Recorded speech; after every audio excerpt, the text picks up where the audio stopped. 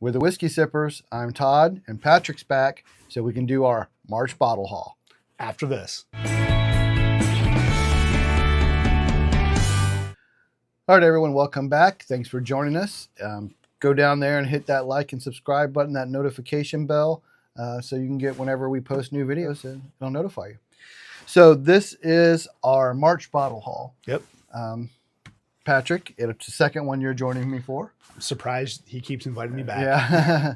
Now, I think this month isn't going to be quite what last month was. Yeah. Yeah, but we'll kind of see. I think there's still some good bottles in there. I think so too. It should be good. Why don't you go ahead and get started? Yeah. Well, to start off, we're actually drinking, because I'm sure you guys are all wondering, we have the 1924 10-year Old Forester batch 2. So this year's release, the one that I really wanted for this year. So we got it and we're cracking it. I'm drinking it out of my Whiskey Sippers Glen. I didn't get mine yet. Which is still available in the store. You did. You just didn't bring it. Still available in our store, at least while we're making this video. Yes, yes. Well, yeah, to start, we had a pretty phenomenal drop here in Ohio, and it happened to be all the taters. So I ended up getting a E.H. Taylor OHLQ single barrel. I got a Sazerac pick, and unfortunately for me, I forgot my bottle because I thought Todd had one as well, but he didn't. But this is a pick from somewhere else, but I got one from OHLQ as well as the Eagle Rare. So very excited to have these, and I know I haven't cracked them open yet, but I will be opening them shortly. Yeah, and all three of his were OHLQ picks, and yeah, it was definitely a tater drop. Oh, tater drop for sure, and very happy to get all the 3 good ones, in my opinion. Okay. Well, I also got bottles from that drop. I have a Weller 12, and a bunch of the Weller dropped. The CYPB, single barrel, full proof, and 12-year all dropped. Although the single barrels and CYPBs were spread out, they weren't everywhere, and the 12 was the most abundant. Yeah. And so I actually ended up with 3 of the Weller 12. So there you go. I had 3 Weller 12s from that drop. Spoilers, I didn't get any of them. It was not that abundant. The next one we got, I thought was a very, very special bottle. Ended up going to visit our good friends over at Lake Erie Distilling Company. Had a great time over with them. We got a maple. It was absolutely incredible. So I just want to showcase that one, as well as for St. Patty's, I got a Jameson, replenished some of the bourbon whiskey that we killed for last St. Patty's and had to get a replacement. We also got a regular Weller, not as fancy as the 12. Special reserve. Yep. And last but not least, to kind of go with the whole tater theme, I was able to visit a random store on a Sunday, a day later after the initial drop, and it was still on the counter at 4 o'clock. And I said, well, that's just for a story. I have to get one. So I ended up getting one and already cracked it open, as you can see. All right. Well, to go along with the Weller 12 during that big Buffalo Trace drop they had, I also managed to get, I should just move those out of the way, some Elmer T. Lee. Great bottle. So I picked up 2 of these. Oh, geez. And honestly, that wasn't all I picked up on that drop, but the other ones I picked up, I traded. So this is what I have left from that drop. The 2 Elmer T. Lee, the 3 Weller 12s. And really, I grabbed most of those. I had some, but they're great for trading. So, you know, whenever I can get those at MSRP, I grab them so I can trade for stuff I can't find. Yeah, no, that's a good call. The last thing that I was able to get, last 3 bottles, I should say, I got a backup to my 1924, which is actually what we're drinking right now. So that's a beautiful bottle to me, one of my favorites. Actually got a Cooper's Craft 100.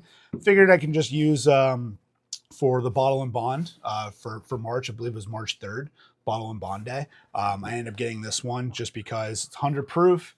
It's a Brown Forman product. It's not Bottled and Bond, though, is it? Yeah, isn't it? No, I think it's just 100 proof. It's Maybe not. bonded. Either way, barrel reserve. Sorry, but either way, 100 proof. I figured it's still a good bottle to have on the shelf. It's a great bottle. Just Yeah. for the price. That's just a really good bottle to have on your shelf. Exactly. regardless. And I needed a replacement, so I figured it'd be a good thing to get.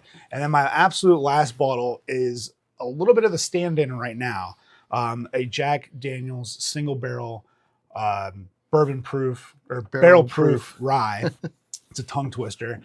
Down in South Carolina, they had a drop that was incredible. It was a Coy Hill release for their particular group down there. It came out to 134.2 proof, and I'm waiting to get that. But in the time frame, this is the stand-in for the bottle that I got actually like 2 days ago.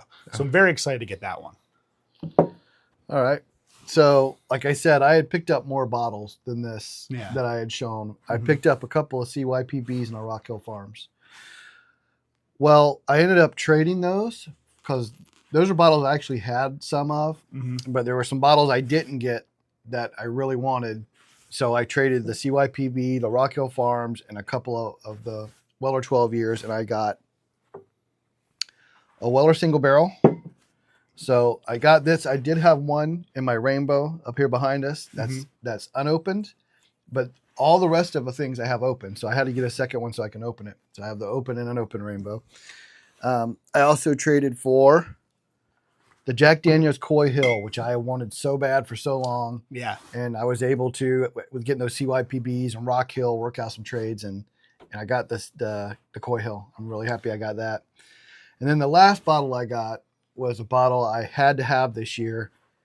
I think it was your number one. It was my number one get, and it was the Jack Daniel's 14, and it is absolutely worth it.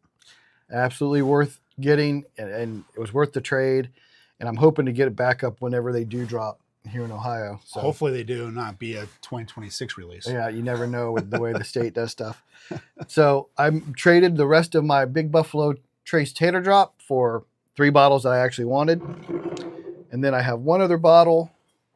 We did visit Lake Erie Distillery. Yep. And I did pick up the Champion's Choice, their single barrel proof version.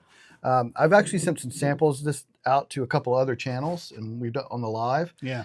And everyone's liked it. Like I sent it as a blind, and everyone's liked that. So it's been a pretty good bottle. I was pleasantly surprised with what they had to offer, honestly. Oh yeah, they had a great lineup from all the different stuff between their vodkas, their entry proofs, their beginning of the verticals, all the way to this, and really good stuff. Yeah. So there you go. That was all I have. Did you have any more? Nope, that's all I got. It's all on the table here, and we've already cracked open the 1924, which is delicious for batch 2. So with that being said, it was a great month for us trying to slow down a little bit. Yeah, it was. It really was. And after like a bigger February, it kind of went slower. But mainly that's because Ohio had the one big drop, and we didn't have a lot of other stuff released. It was all just the standard OWA, East Taylor Small Batch, Special Reserve, just the regular stuff we always get, which I don't go out and buy anymore. Yeah. So I'm only usually buying the bottles I don't have for the most part, or something I'm going to get just to trade.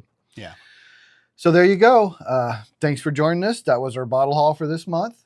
And until next time, remember, the best bourbon or whiskey is the one you like the most. We'll see you guys.